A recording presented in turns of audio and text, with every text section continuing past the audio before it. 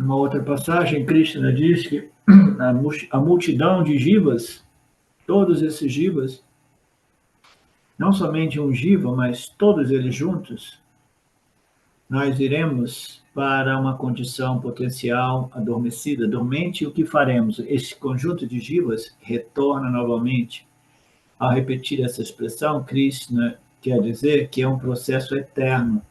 Do não manifesto para o manifesto, nada é perdido. Novamente, para Lion, tudo volta de novo para a condição semente potencial, adormecida, suprimida, e assim ciclicamente, eternamente, dentro desta ordem aparente, né?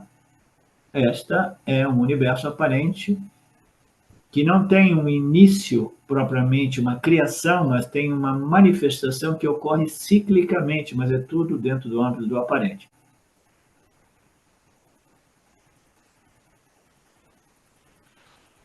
Então, todos os jivas são eternos, nós sabemos, né? Existe essa expressão, o jiva eterno, porque ele existe não manifesto e manifesto, ele vive no campo do invisível e se torna visível novamente através do dia, do despertar de Brahmaji ou de Maya, né?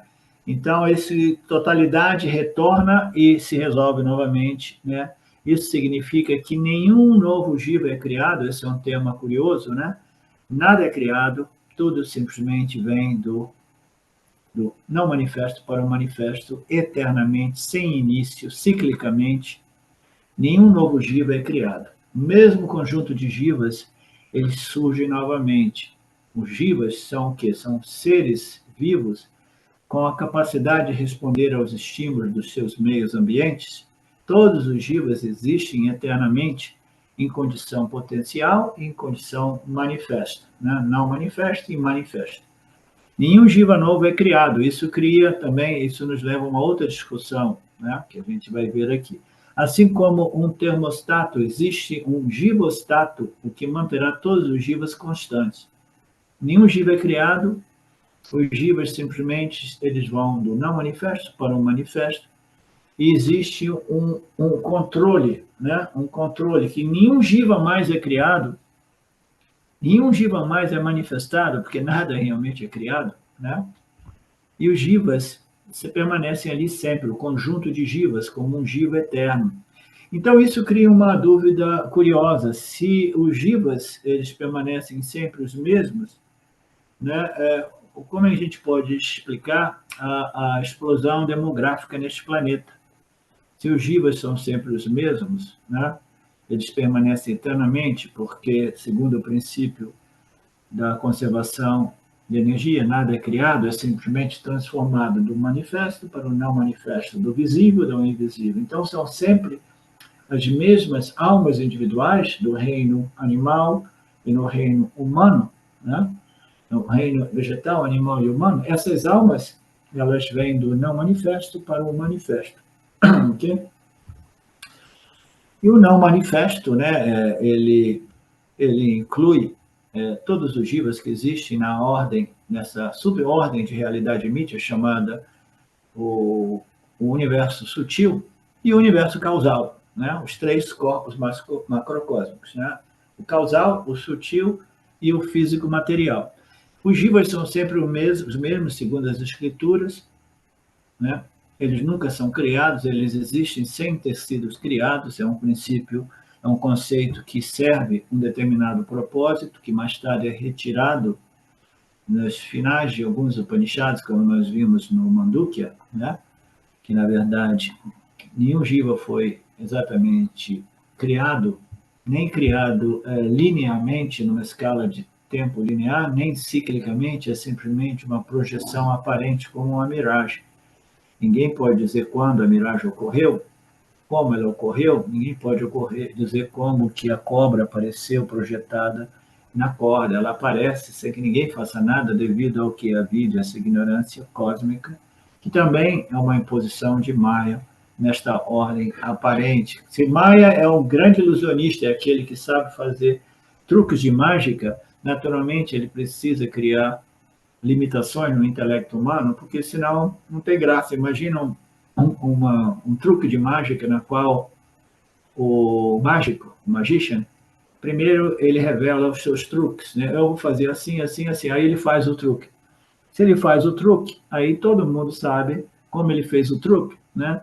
E uma mágica só tem valor quando ela permanece um mistério. Então, Maya, ele introduziu rajas e tamas no intelecto humano, de modo tal que o Jivatma, ele tenha essa problemática chamada de avidya, a incapacidade de compreender realmente a natureza intrínseca desta miragem, dessa projeção aparente, e para que todos permaneçam, né, presos nesta projeção, do mesmo modo que o mágico, né, ele tem lá 500 pessoas no auditório, ele quer que todo mundo fique lá, e ele vai escondendo o modo qual ele faz essas projeções aparentes. Senão não tem graça, senão todo mundo se levanta e vai embora. Imagina um universo sem os jivas, né? Parece meio cruel, mas faz sentido todas essas paralelos. Sempre que falamos do número de jivas eternos que existem eternamente, nós precisamos de pensar, e agora, como é que a gente vai conciliar isso com o aumento da população no planetinha dos bárbaros, né? Então, precisamos lembrar que o jiva significa todo ser vivo com uma capacidade, com uma mente, seja ela uma mente consciente ou subconsciente, com uma mente capaz de responder aos estímulos dos seus meios ambientes, né? Então, nós estamos falando do reino vegetal, do reino animal, do reino dos insetos, dos peixes, das formigas, de tudo que existe, dos micróbios, das bactérias, né? De tudo, tudo, tudo que existe. Então, aqui ele entra num discurso no qual existem 14 lokas. Esse é um tema que nós podemos abordar um pouco, porque não é muito estranho, né? Existem 14 dimensões, segundo as escrituras dos Vedas, que são devas, as devas divindades. Nós temos os asuras, né? Os demônios, né? Que também são deuses, né? Deuses negativos, digamos assim, criadores poderosos, né? Tudo isso são jivas, né? Todos eles são jivas. Então, jivas, eles existem não somente nessa ordem física material, Vyavahárika, onde nós experimentamos o reino vegetal, animal e humano, mas existem também nesses reinos sutis, tá? E existem diversas locas superiores, diversas locas inferiores. Nessas locas, 14 locas, cheio de jivas, né? Imagine a situação nesta ordem, nesse Vyavahárika, nesta ordem, que é uma ordem, né, entre as 7 locas superiores, né, e as 6 inferiores, né, deste planetinho nosso. Nós temos aqui um monte de gente, a gente não sabe de onde que esses jivas estão chegando. Será que eles foram criados? Não, eles estão vindo dessas locas superiores e inferiores. Esse é o conceito, tá? Para explicar que nada é criado, simplesmente os jivas permanecem, né? Esperando o momento. E aí existe muito papo no mundo no mundo do como é que se diz? Não metafísica, mas do New Age, etc., né? Que existem almas, existem jivas em todas essas dimensões que estão voando para cá, né? Querendo uma oportunidade, né? Tentando, né? Criar um ambiente no qual existam sempre mais maternidades e nascimentos, né? Para entrarem nesta ordem aqui, porque agora, neste período aqui, existe um potencial de ascensão, de crescimento espiritual. Existe tanta conversa no mundo do Neo-Advaita, né, no misticismo, esoterismo, que falam também um pouco sobre isso, né? Mas o fato é que existem jivas dos 3 reinos, vegetal, animal e humano, né? Vocês compreendem o que é um jiva, né? Um jiva é um ser vivo, tá? Ele responde aos estímulos do meio ambiente. Ele foi criado pelo Criador. Ele se alimenta de um determinado modo, mesmo que eles sejam parasitas. Existem diversos jivas humanos que são parasitas também, né? E eles respondem aos estímulos ou dentro ou em conformidade, em harmonia com as leis que regem esses meios ambientes, ou em total violação. Esses são os asuras, né? Que tem muitos aqui nos dias de hoje no planeta no nosso planetinha, né? Então, como é que a gente vai explicar o aumento populacional? Não, são jivas que vêm dessas outras dimensões superiores e inferiores.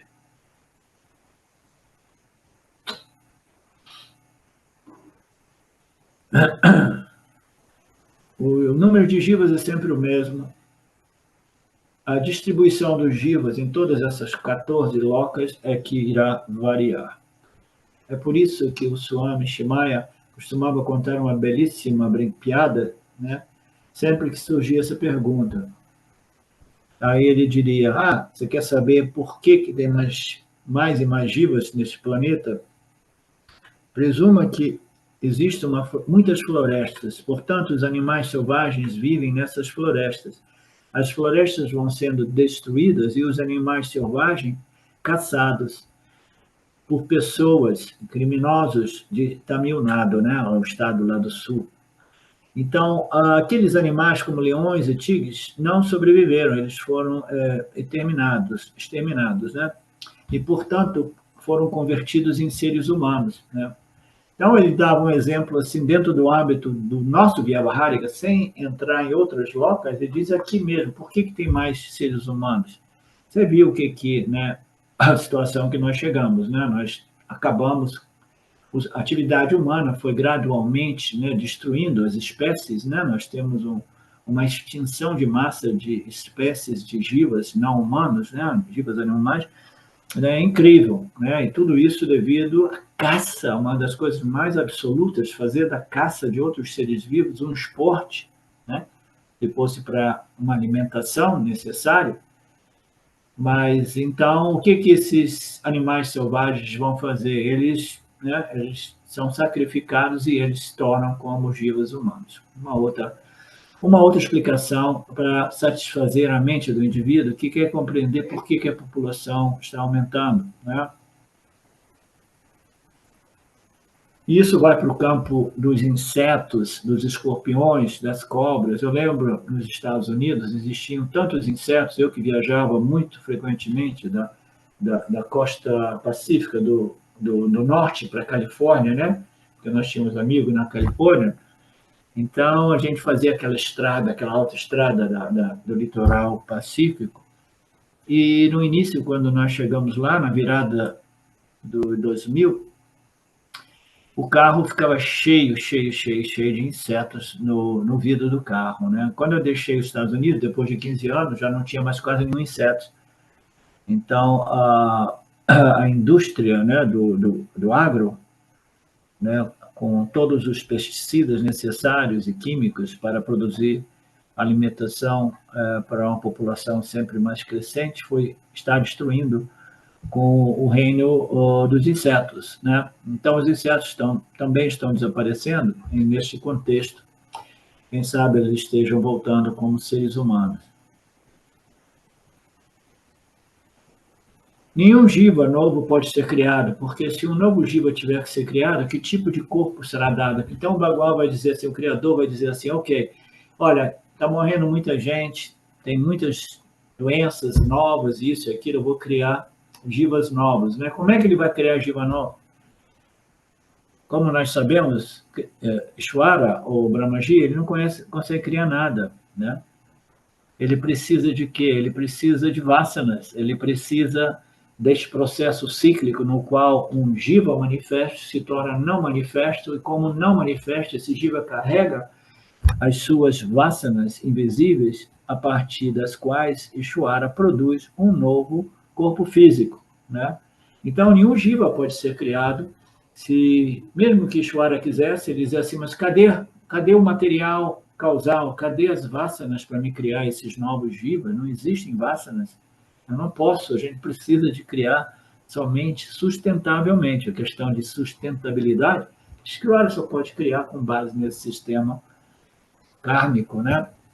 Meritório, né? A partir do qual seres vivos eles desaparecem para aparecer de novo, seja no mesmo formato, ou seja como um ser vivo de uma outra ordem, digamos, quer dizer, de uma ordem vegetal para uma ordem animal, para uma ordem, né, humana. Há quem diga que também os seres na ordem mineral também eles obedecem esse sistema kármico, esse sistema de meritório, né? Mas isso é muito vago.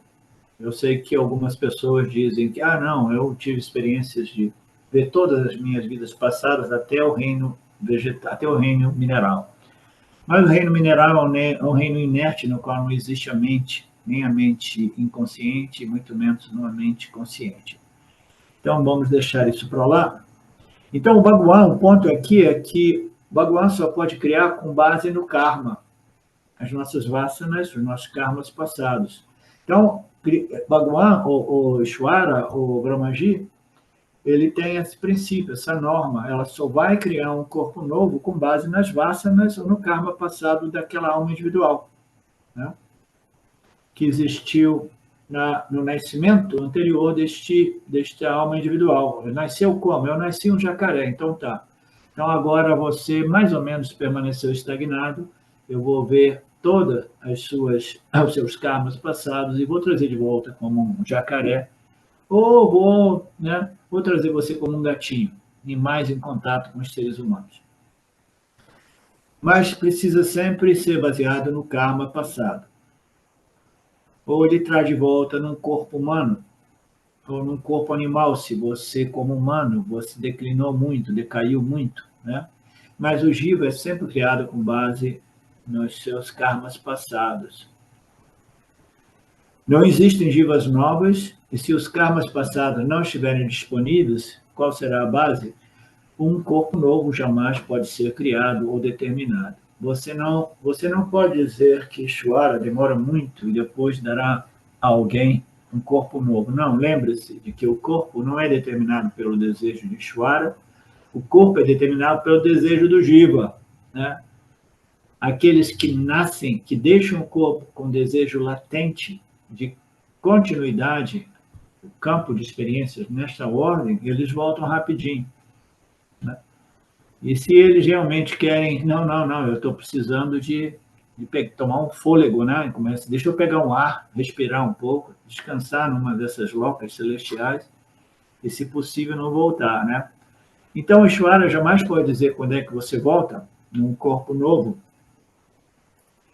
Suas vasanas, seus desejos latentes irão determinar os seus karmas precedentes, purva karmas, né? Um novo Jiva nunca terá um purva karma, porque ele não tem karma, ele é novo. Você é uma alma nova? Sim, é uma nova, esse é o meu primeiro nascimento, né? Aí pode dizer, tudo bem, você é o primeiro nascimento como um Jiva humano, né? Mas você existia antes como um Jiva cachorro, um Jiva gatinho, um Jiva isso, um Jiva aquilo, entendeu? Mas um Jiva novo propriamente não existe.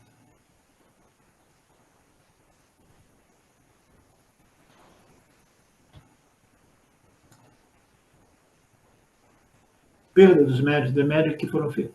Acúmulos de méritos e deméritos que não foi feito. Portanto, isso não é possível, a criação de um Jiva que não tem a matéria-prima necessária, que são os karmas precedentes. Então, virá uma outra questão natural. Se um novo Jiva não puder... de novo, estou dizendo, esse tema é um tema não essencial, não relevante para o autoconhecimento. Eu, por respeito ao Gita, respeito ao Swamiji, eu estou seguindo nessa batida, né, fazendo os meus comentários com base naquilo que é a minha compreensão e com aquilo que eu sei, como conhecimento das escrituras, tá?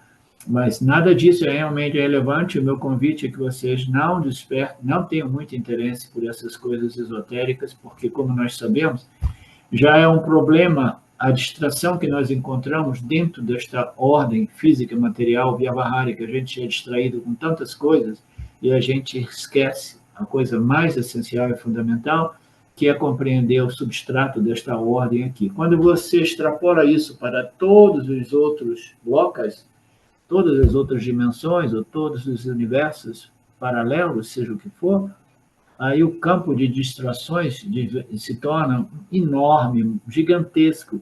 A pessoa fica perdida no samsara sutil, no samsara esotérico, que é um grande problema. Por isso que eu não gosto de abordar esse tema. Por isso eu estou falando, eu estou fazendo isso como exceção em respeito à exposição do Swamiji com base nos versos do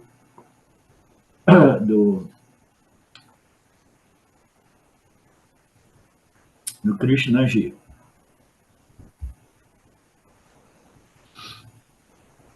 Então, a questão seria, quando fomos criados primeiro, a primeira criação, qual é a base? Quando que iniciou? Qual foi o karma, né? O karma original, o karma precedente, né? O purva karma. Então, tudo bem, tudo isso começou quando? Então, é impossível que não tenha existido um purva karma, um purva original, um mula karma, né? Mula é o karma original? Não existe, né? Qual foi a base? Qual foi o mula karma? Para isso, a resposta dada é que a gente nunca foi criado realmente. Tá? O mundo, o universo dos sonhos, nunca foi criado realmente. Ele simplesmente aparece e desaparece ciclicamente. Do mesmo modo, o universo, né, o Laya e o Pralaya ocorrem ciclicamente sem jamais terem sido criados, originados ou iniciados. Né? Então, a questão de qual foi o karma original, qual foi, né, as vasanas originais, ou as vasanas precedentes deste universo, a gente sabe, não. As vasanas são as vasanas macrocósmicas que nunca tiveram início, por isso a gente diz que Ishvara, Jiva, Jagata são beginningless, sem início. Esse conceito só pode ser aceito por nós quando nós compreendemos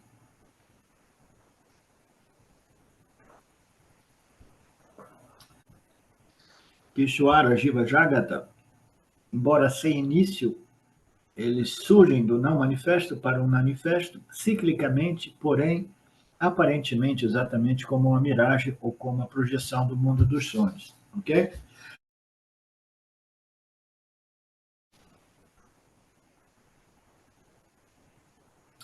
Isso não deve deprimir ninguém. Por quê? Porque o eu é a única realidade. O eu sou, a consciência, é a única realidade. Né? Eu sou a areia do deserto, é a única realidade. Todas as projeções que ocorrem dentro do âmbito da minha natureza intrínseca como areia, elas vêm e vão. Eu não tenho nenhum problema com elas, porque eu sei que eu sou a única realidade. Do mesmo modo, eu sou é a consciência, a existência de natureza não dual, a única realidade. E não importa eu esteja abordando esta ordem aparente como uma mera projeção, uma miragem que ocorre dentro do âmbito de eu, a consciência, porque eu já desencanei desta projeção, eu não estou obcecado por essa projeção, eu não atribuo realidade absoluta a esta projeção, nem esta projeção física, nem as outras sutis, de outras dimensões. Tudo isso, para mim, é simplesmente projeção aparente. Né? Então, no momento que eu compreendo isso, eu simplesmente permaneço focado, Marcelo, naquilo que é a única realidade. O eu, a consciência que me permite dizer eu sou, eu existo, que é alguma coisa outra que a mente, que o intelecto. Né? Então, deixe que todas essas projeções aparentes ocorram. Elas não estão no meu poder, não estão no poder de Brahman. Maya é aquilo que faz o que quer. Ele cria esta miragem aparente, independentemente do desejo de Brahman. Essa história que Brahman estava cansado, aí quis projetar, porque ele ficou anoiado, ele ficou entediado de ficar sozinho. Tudo isso é conversa para aqueles estudantes a estágio inicial, estudante júnior, né? Especulações. Nada realmente existe, mas existe sim uma projeção aparente. E essa projeção aparente é o quê? Uma propaganda, uma divulgação, né? É um marketing de quê? Daquela consciência, existência que me permite experimentar e conhecer esta projeção aparente. Qualquer projeção aparente, seja ela no mundo sutil ou no mundo físico, tangível, grosseiro, material, elas estão apontando para o quê? Para a luz da consciência existência que ilumina e revela todo o fenômeno objeto, independentemente, né, da frequência de energia ou do quanto sutil ou mais denso ele seja. Então, eu sou a única realidade, ela só pode ser obtida através de um corpo físico material aparente, que é o complexo corpo-mente-sentidos do jiva humano. Os outros jivas não têm a capacidade de saber a realidade absoluta dentro do aparente. Então, a gente não precisa ficar deprimido com tudo isso, a gente tem que saber navegar neste mundo aparente, com o nosso corpo-mente aparente, sabendo que eu sou a luz da consciência que me permite, né, assistir este show do grande e poderoso Mr. Maya.